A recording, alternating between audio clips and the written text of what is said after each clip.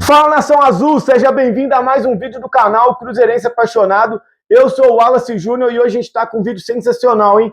Hoje a gente vai fazer a análise do jogo de ontem. Pois é, pessoal, a gente sempre faz um vídeo de pós-jogo, né? Vocês estão ligados aí no canal, quem está acompanhando sabe que todo final de jogo a gente tem um pós-jogo ou às vezes uma live para falar dos acontecimentos da partida. Mas ontem a gente teve vídeo de Match Day, que por sinal tá um vídeo muito legal, pessoal. Vou deixar na descrição do vídeo. Quem me conhece deu o retorno que tá muito show de bola, então não deixem de ver. Também deixem aí nos comentários se vocês gostam desse tipo de conteúdo, se vocês gostaram pra gente estar fazendo mais. Eu provavelmente vou fazer o vídeo de Match Day no jogo do Flamengo, é isso mesmo. Quarta-feira a gente vai estar lá, Cruzeirense Apaixonado, para trazer mais uma vitória. O canal tá com o pé quente, hein? Mas como também foi Dia dos Pais, tem família, fiz aquele churrasquinho em casa, então não deu para postar o vídeo pós-jogo e análise, não deu para fazer na realidade. Então a gente vai fazer hoje, beleza? Então vamos falar tudo que aconteceu no jogo. Vamos falar também, teve estreia dos jogadores, né? Do Wesley e do João Costa e também do Lúcio Rodrigues, né? Então, assim, foi um jogo de estreias que foram bem, por sinal, né? Também vamos falar aí, possivelmente, dos adversários que o Cruzeiro pode pegar na Copa do Brasil. Então tá um vídeo recheado de notícias. Então, antes de mais nada, deixa o like e se inscreva, ative o sininho, né? Vem com aquele like cabuloso, põe a camisa pra gente falar tudo do cabuloso agora, hein? Então, sem mais enrolação, vamos pro vídeo, roda a vinheta. Cruzeiro, o guerreiro dos gramados, sou cruzeirense apaixonado. Bom, pessoal, então a gente vai falar do jogo, né? Que jogo, hein, meus amigos? Que jogo. Quem me acompanha sabe, eu falei, eu avisei até no vídeo do Match Day, deixei um recado para meu amigo Gordão, pessoal, eu falo muito do Gordão, né? Qualquer dia desse ele vai aparecer no canal. Vou deixar com um mistério para vocês ficarem imaginando quem ele é. Um cara muito fofinho, né? Um cara, assim, sensacional, amigo aqui do peito, mas qualquer dia desse, ele vai aparecer no canal. Já falei com ele, porque eu sempre falo dele, né? Então, quem acompanha o canal sabe que eu já tinha falado, né, das contratações. Eu tenho uma política, pessoal, de não falar mal de contratação até que ela joga. Obviamente, tem contratações que geram maior expectativa e outras menores. Por quê? São jogadores mais tarimbados, jogadores que têm mais nome, jogadores que têm mais números. Mas o Cruzeiro, principalmente, o futebol principalmente, ele não se faz só de números, pessoal. Não é favas contadas. O futebol, ele não é igual matemática, que 1 mais 1 são 2. Você pode contratar o melhor jogador da atualidade, pode contratar o Dembélé, por exemplo, né? Foi o melhor do mundo aí recentemente, e ele pode vir no Cruzeiro e não jogar nada. E você pode contratar um jogador que ninguém conhece e vir muito bem no Cruzeiro. A gente sabe, o Cruzeiro principalmente tem vários exemplos na sua história. Nós já tivemos vários jogadores carimbados, já tivemos vários craques, contratamos vários craques, vamos dizer assim, né? Vou dar um exemplo aqui, citar 3, por exemplo, ó, o Edmundo, passagem assim terrível do Edmundo no Cruzeiro. Teve o Rivaldo, pessoal, para quem não se lembra, o Cruzeiro contratou o Rivaldo em 2004. Rivaldo tinha acabado de ser campeão do mundo em 2002, uma grande contratação, baita contratação. O Rivaldo fez 13 jogos pelo Cruzeiro, se eu não me engano, fez 2 gols, 1 contra. Na estreia ele fez 1 contra, perdeu para Tombense. Foi uma passagem catastrófica, no Mineiro ele não conseguiu jogar nada. E o mais recente que eu vou citar aqui, por exemplo, o Júlio Batista, que a apresentação dele foi dentro de um carro forte. O cara chegou num carro forte, que cara daquele tamanho, um armário, e não jogou nada no Cruzeiro também. Foi campeão pelo Cruzeiro, sim, estava no elenco de 2014, mas não conseguiu ser protagonista. Então, assim, o Cruzeiro não dá sorte com jogadores caros. Quando o Cruzeiro vai contratar um craque, ele demora, ou muitas vezes ele não consegue entregar. Mas o Cruzeiro é mestre em apresentar jogadores de futebol brasileiro e do mundo. Foram vários, Ramires, né, Everton Ribeiro, Goulart, Arrascaeta, Montijo. Quem eram esses jogadores antes de jogar no Cruzeiro, pessoal? Então o Cruzeiro tem o próprio Fred, que o Cruzeiro trouxe do América. Então assim, o Cruzeiro sabe fazer isso. O Cruzeiro pega jogadores que não são conhecidos e transforma esses jogadores, eles abrocham aqui e ganham títulos pelo Cruzeiro. Então isso é uma coisa que acontece muito. Então eu particularmente tenho comigo de não criticar a contratação até ela vir. Né? Sempre torço, sempre acredito que vai dar certo, vou esperar jogar, para aí sim, se não jogar nada a gente criticar. Então, falando disso à parte, vamos falar do jogo, né? O Cruzeiro foi aí para o jogo contra o Mirassol, Jogo 11 horas, pessoal, um calor danado. A gente estava lá no Mineirão. Se a gente que estava na arquibancada estava sentindo calor, eu imagino dentro do campo. Deve ter sensação térmica de 40, 45 graus Celsius. Então, era um calor extremo, né? E aquele sol de meio-dia, 11 a 1 hora que foi o jogo, né? Tava castigando mesmo. E o Arthur Jorge, ele já inovou na escalação, né? Fez um time misto aí, deixando muitos jogadores importantes fora, que foi o caso do Caio Jorge, do próprio Gerson. No Fabrício Bruno não jogou, colocou o João Marcelo, né? Colocou o Vilauba na esquerda também. Quem jogou, que já estava certo que jogaria, porque não vai jogar com o Flamengo, que a gente já tinha falado no canal, Fagner e Romero, mas também começou ali com Arroio e Kenji, né? Tentando fazer alguma coisa ali. Bruno Rodrigues também no ataque, então ele fez um mistão. Matheus Pereira, que é titular, jogou, colocou alguns titulares e alguns reservas. O Cruzeiro começou a partida legal, abriu o placar até relativamente cedo, numa jogada que não é costumeira, o Cruzeiro não é de fazer gols desse jeito. Acho que foi o primeiro gol que eu me lembro do Cruzeiro nesse ano, principalmente com jogada de lateral, e foi assim que foi o primeiro gol. O Cruzeiro cobrou um lateral na área, o João Marcelo foi para dentro da área, os zagueiros foram, né? O Bruno Rodrigues, para mim, fez uma partida muito ruim mais uma vez, né? Ele não consegue dar sequência às jogadas, mas nessa vez ele conseguiu ganhar na casquinha. João Marcelo abriu o placar. Festa no Mineirão, foi o que eu estava imaginando, né? Que eu queria o quê? 2-0 ali no primeiro tempo para depois começar a administrar. Mas acabou que depois que o Cruzeiro fez o gol, pessoal, o Cruzeiro recuou para jogar no contra-ataque e aí o Mirassol conseguiu virar o jogo, né? Conseguiu dominar as ações, ser muito perigoso, estar sempre presente na área do Cruzeiro. O Cruzeiro, com uma saída de bola horrorosa, isso aí é uma coisa que tem que ser dita. Não sei o que o Cruzeiro está fazendo com esse negócio de sair pertinho do zagueiro e dar um bicudo para frente. Pessoal, o Cruzeiro perde todas. Se não manda para fora, faz falta na hora de tentar disputar a segunda bola e não fica com a segunda bola. Não sei porque que o Otávio não chuta direto. Isso é uma coisa que não faz sentido. A gente fica insistindo, o Cruzeiro deve ter feito isso umas 8 vezes. A Mirassol já sabia, estava marcando na frente, então rapidamente quando o Otávio tocava para o zagueiro, eles já pressionavam, e aí a gente perdia a bola, dava chutão para fora, enfim, era mais fácil chutar com o Otávio mesmo, ou treinar outra coisa, porque isso não está dando certo.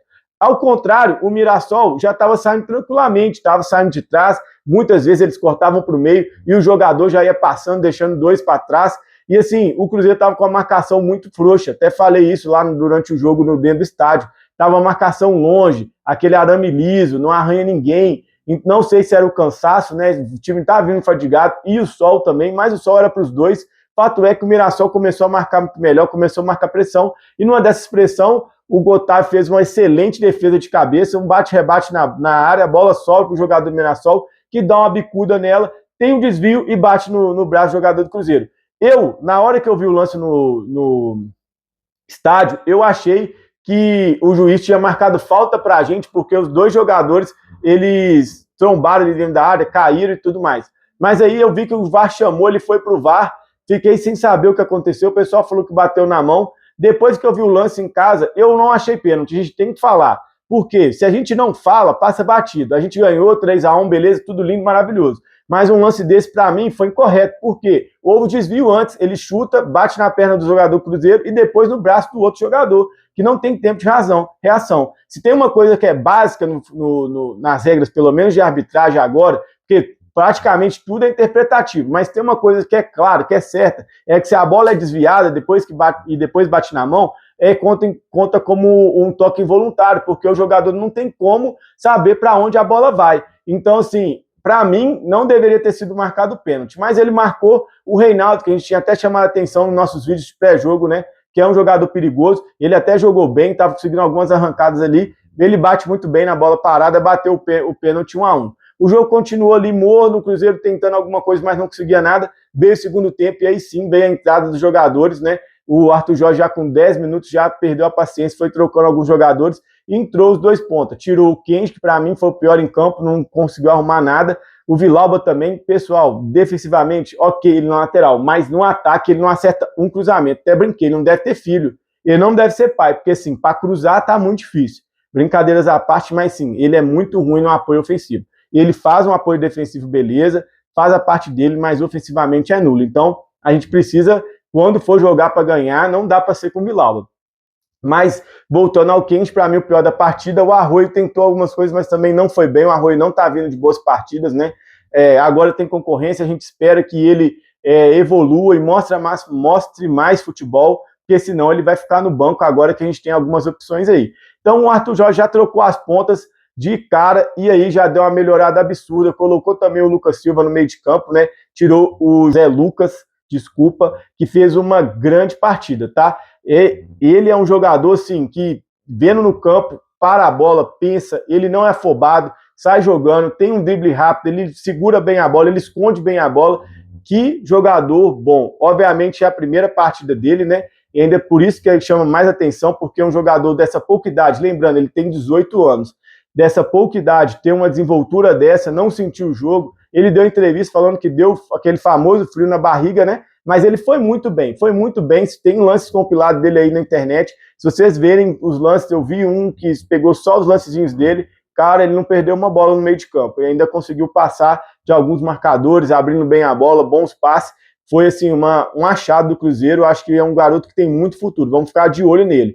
E aí colocou o Lucas Silva. O Lucas Silva entrou e melhorou o time, por incrível que pareça. Eu não sou um fã do Lucas Silva, tá? Eu respeito muito a história dele. Ele é o príncipe aí, né, que a gente chama na torcida. Um cara, assim, identificado. Ele fez uma coisa muito bacana que vi poucos jogadores nessa vida aí. Ele foi no velório de um torcedor do Cruzeiro que morreu no Mineirão.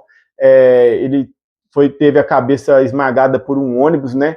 E ele foi. Ele geralmente é a gente que preocupa com o jogador, mas ele fez o contrário. Ele preocupou com o torcedor do Cruzeiro, largou o que ele estava fazendo, um jogador do calibre dele, alguém que tem o dinheiro que ele tem, né? A personalidade que ele a pessoa popular, né? Vamos dizer assim, uma pessoa pública, compareceu no velório. Então, meus parabéns, Lucas Silva, você realmente é um cara identificado, um ídolo, tem títulos com o Cruzeiro, então dá para chamar ele de ídolo aí para bastante gente, deve considerar ele ídolo, mas o futebol dele não estava legal, tanto é que o último jogo dele tinha sido contra o Goiás.